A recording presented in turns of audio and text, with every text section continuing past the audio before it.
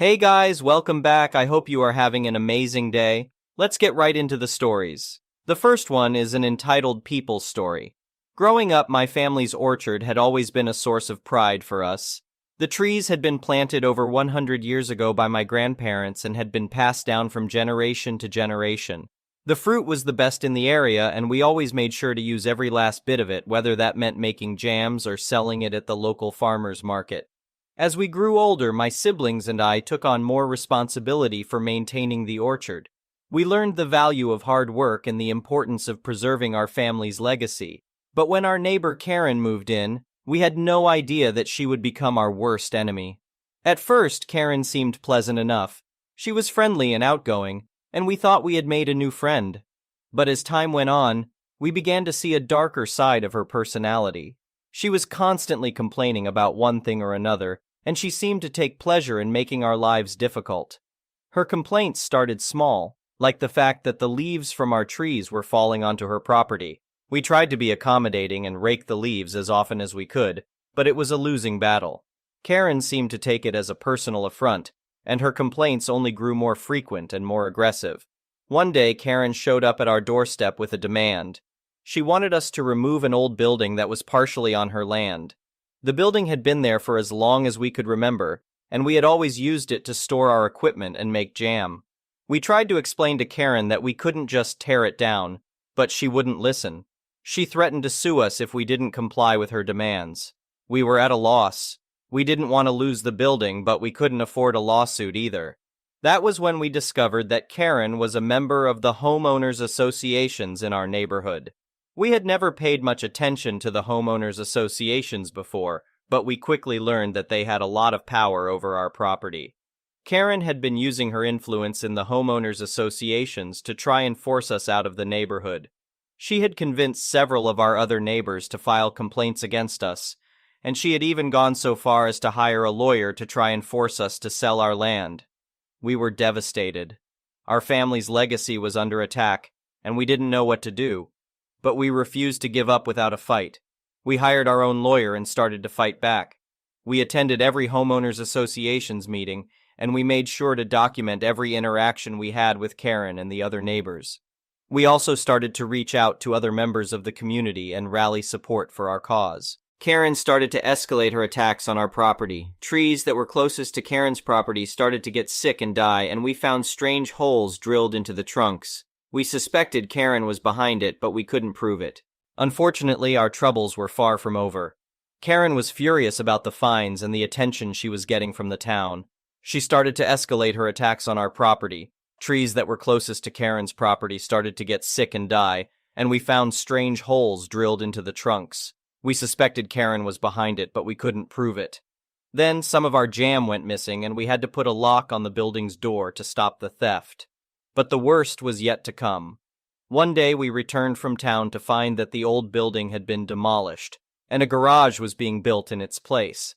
It was clear that Karen had no regard for our family's history, and was intent on taking over our land. I was furious, and I knew I had to take action.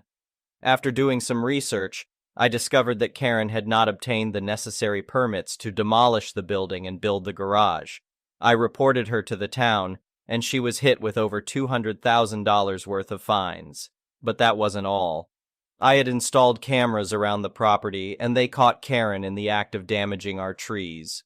She was hit with another fine for destruction of private property, and finally, it turned out that Karen had built her garage over the property line, and most of it was on our land.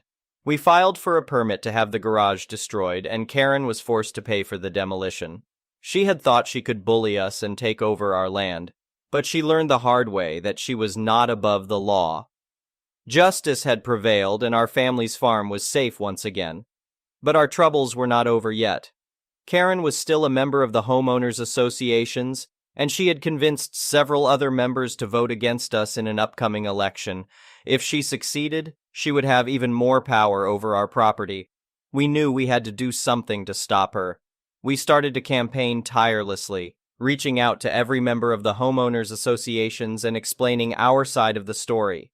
We even went door to door, talking to our neighbors and asking for their support. Finally, the day of the election arrived. We were nervous, but we had done everything we could to win. As the votes were counted, it became clear that we had won by a narrow margin. We were overjoyed. We had beaten Karen at her own game, and we had protected our family's legacy. Update. Since the incident, Karen has moved away from our neighborhood and a new family has moved into her old house. We have since become good friends with our new neighbors, and they have even offered to help us with the harvest season.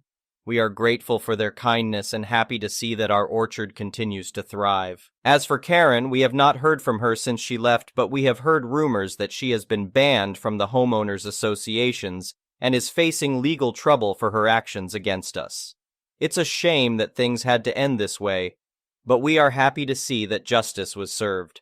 We have also taken steps to protect our property in the future.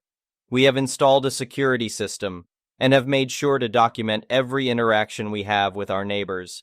We never want to go through something like this again, but we are confident that we can handle anything that comes our way. Our family's farm is our legacy, and we will do everything in our power to protect it. The next one is a pro-revenge story. We received a call to a house where a bariatric patient had fallen. The patient was morbidly obese and weighed around 30 stone, 420 pounds. However, this story is not about the patient. There are many reasons people reach this size, and I have never judged, only helped. The problem here was a really arrogant neighbor we had encountered before, and boy was this chap a judgmental moron. Our patient had a car and a disabled parking permit. They also had a council-designated disabled parking spot outside their home, which the neighbor kept parking in. There had been several letters from the council regarding this, and several parking fines served only to annoy this chap even more. On the day of the story, I took the call that the patient had fallen, and we went to the house.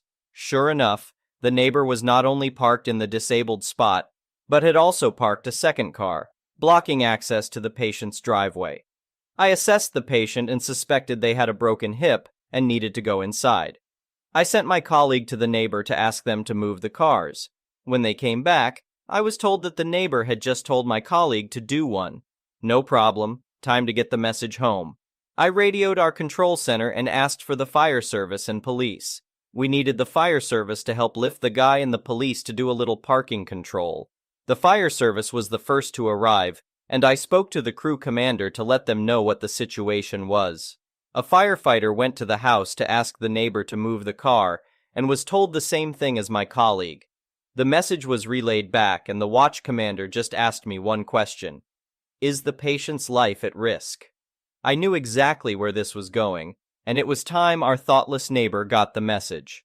My answer was, yes, there is equipment I need to get into the house, and the driveway is blocked, preventing me from doing so. The watch commander told the fire truck driver to move those vehicles. It was really satisfying to see both vehicles being pushed down the road by the fire service, and the look on the neighbor's face as he came out spitting and screaming was well worth seeing. His complaints to the police fell on deaf ears. They were well aware of his history of obstruction, and my clinical assessment that the patient's life was in danger was more than enough justification for the vehicles to be moved. I doubt it made our patient's life any easier, and sadly they died a few months later without leaving the hospital, but it really did bring a smile to their face as we wheeled them out. The next one is a petty revenge story. I had a problem neighbor for so many years. He terrorized the area. He was a drug addict and dealer, which is his business, but don't make it my issue. Thus, we always had unsavory people popping up, breaking into houses, cars, stealing packages, etc.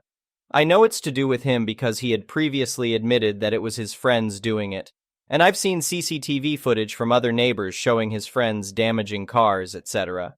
He has stolen bank cards that came in the mail, makes the most obnoxious amount of noise that wakes me up, and his friends, fiends, almost always ring my bell in the dead of night, around 2:30 a.m. I've shouted at them so many times and have argued with him too. My neighbor has also been in prison multiple times for various things, including very serious crimes, so he would do well to keep his head low as a free man, you'd think. We live in a house converted into apartments, where there are 4 apartments and a main area downstairs to walk through where mail goes. He always leaves the main door open, which I'd ask him not to, so his friends can come and go. Sometimes they'd kick the door down and trash the area.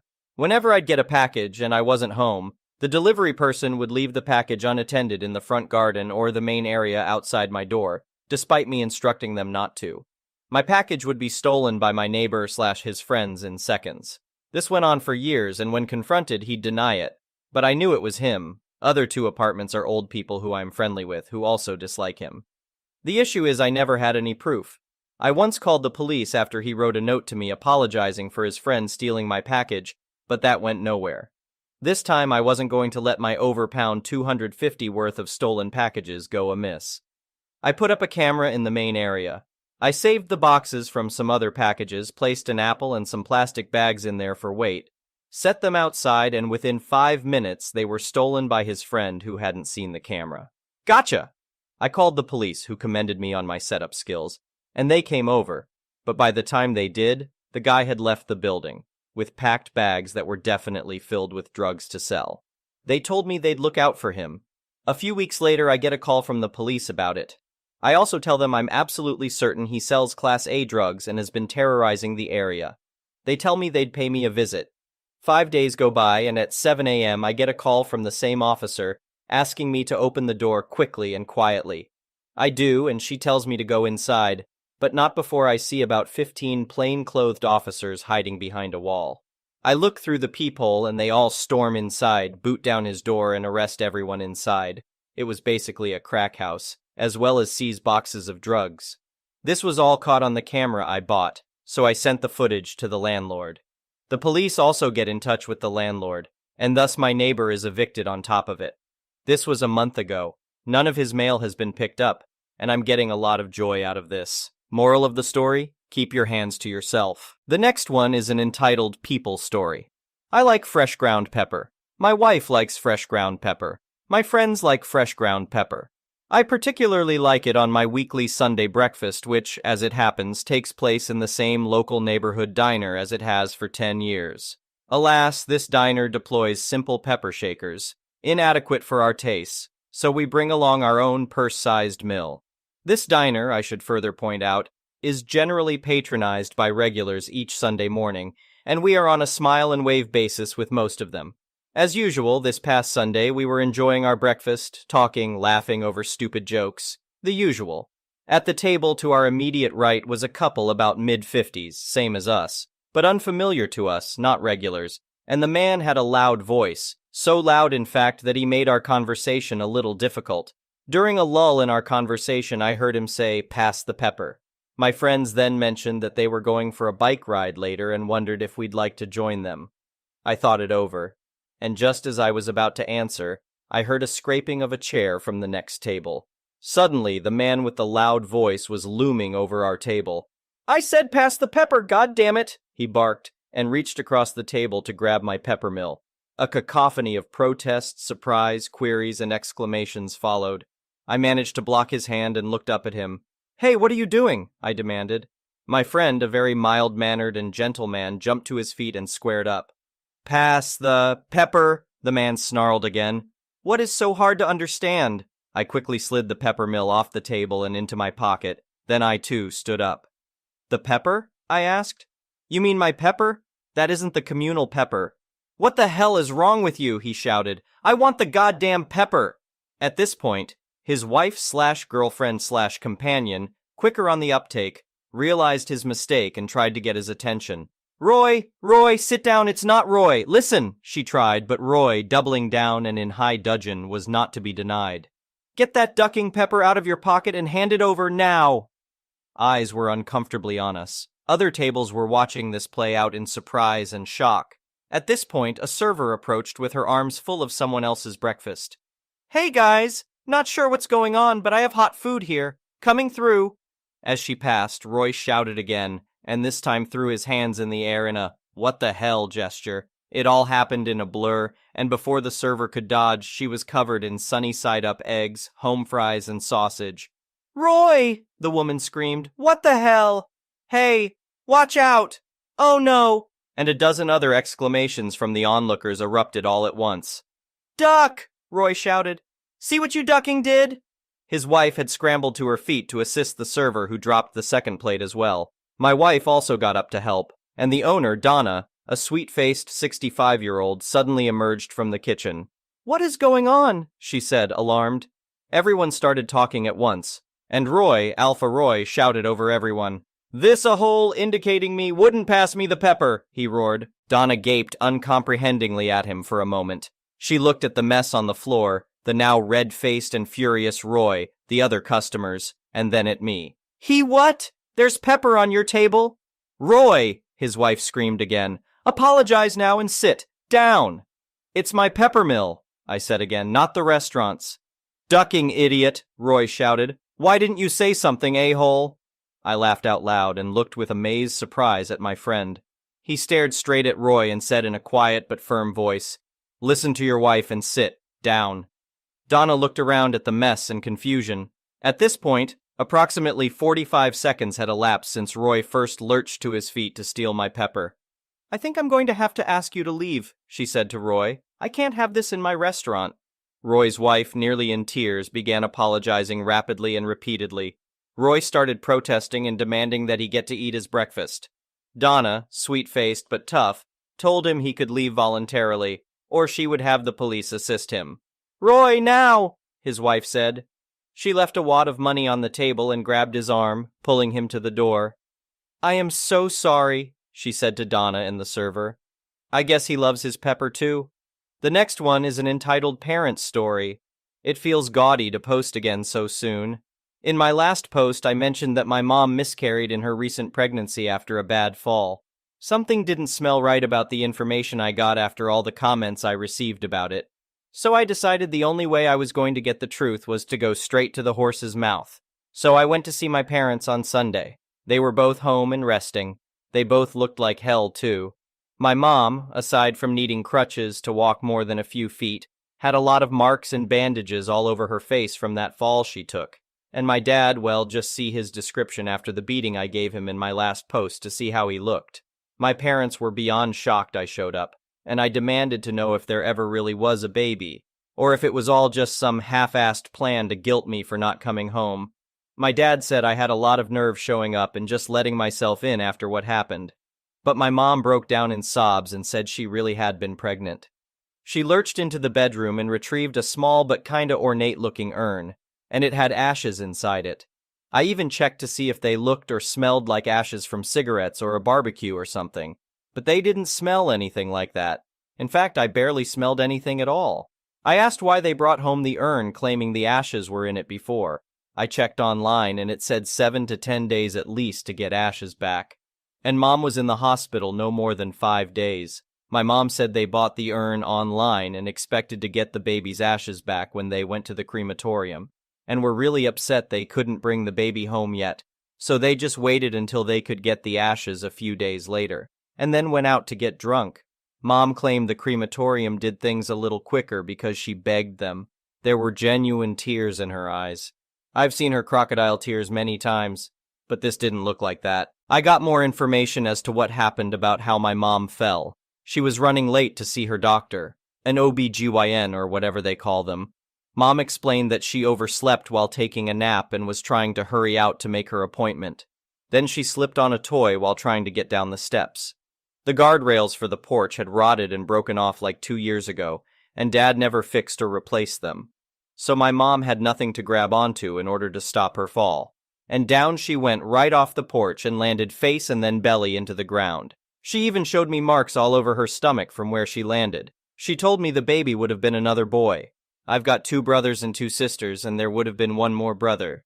Then Mom told me that a doctor warned her against ever trying to have another baby because her body might not be able to handle it again due to her age and prior injuries. I kind of figured that was the case after some things people messaged me about it, but it didn't make it any easier to hear in person. Finally, I asked the big question, why did she blame me? Mom started to say that day they showed up at my apartment was just really bad or something like that, but Dad finally spoke up and interrupted her.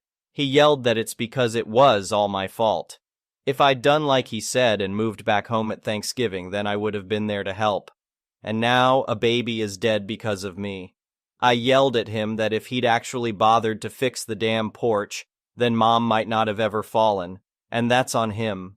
Plus, he didn't even bother to tell me Mom was pregnant back at Thanksgiving. Not that it would have changed anything. We continued yelling at each other, and rather than side with anyone, my mom just left the room crying. My dad looked like a lit match from how red he was, and he brandished his old hunting knife at me while yelling to get out of his house. As I was leaving, he said I was no longer his son. I told him that I hadn't seen him as a father in years because he was always a terrible dad. But before I went out the door, I said to him that I'd be filing for a restraining order, and if he ever lays a hand on my siblings like he tried to do with me, then next time he'll lose more than a couple of teeth. And I won't hesitate to call the police or CPS if he tries the same crap with my siblings as he did with me. He yelled plenty of insults at me from the front door like, "You son of a idiot!" I said back that was an insult to Mom, and he got red in the face again. Then I gave him a one-finger salute before riding away on my mountain bike. So yeah, I guess that's as good of an answer as I have for anyone. If this isn't the truth, then I don't know what is. But does it matter anymore? I'm filing for a restraining order as soon as I can, and I'll be looking to move apartments after I start bringing in money from my new job. I don't know if I'll feel like updating again after this. I'm just going to be depressed remembering all this. So I think I may be done here, unless my parents decide to do something bad to my siblings. But hopefully I've gotten my point across to them.